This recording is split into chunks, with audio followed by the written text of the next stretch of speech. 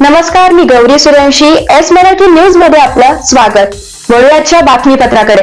नगरपंचायत अधिकारी कर्मचाऱ्यांचा राज्यव्यापी संप, कामकाज ठप्प, जुनी पेन्शन योजना लागू करणे किंवा राष्ट्रीय निवृत्ती वेतन योजना नवीन तात्काळ अंमलबजावणी करणे, तसेच नगर परिषद किंवा नगरपंचायती राज्य संवर्ग अधिकारी व नगर परिषद किंवा नगरपंचायती आस्थापनेवरील स्थानिक कर्मचाऱ्यांच्या मूलभूत समस्या व मागण्या मान्य होण्यासाठी महाराष्ट्र राज्य नगर परिषद संवर्ग अधिकारी संघटना दिंडोरी नगरपंचायत आस्थापनेवरील कर्मचारी व अधिकारी सर्व बेमुदत संपावर गेले असून यामुळे दिंडोरी शहरासह परिसरातील नागरिक समस्यांना सामोरे जावे लागणार आहे.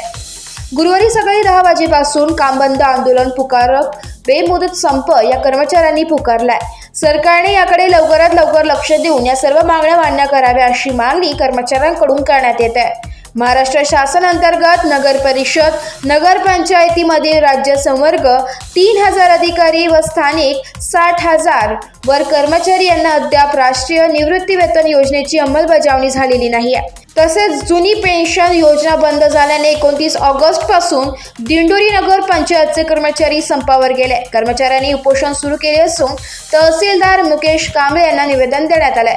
उपोषणात प्रशासकीय अधिकारी विजय देवरे, शहर अभियंता सुनील पाटील, लेखापाल नागेश भालेराव, लेखा परीक्षक अविक्षित बैरागी, कर निरीक्षक पाडवी, लिपिक अमोल मवाळ, चिंतामण वाघ, ईश्वर दंडगवाळ, राजेंद्र खिरकाडे, हर्षल बोरस्ते, राजेंद्र गायकवाड, सचिन जाधव, आनंदा खराटे, भारत कापसे, दीपक सोलंकी, मारुती कुंदे, तानाजी निकम, महेंद्र कांदळकर, पुरुषोत्तम जाधव, रीटा दंडगवाण आदी अधिकारी कर्मचारी सहभागी झाले होते.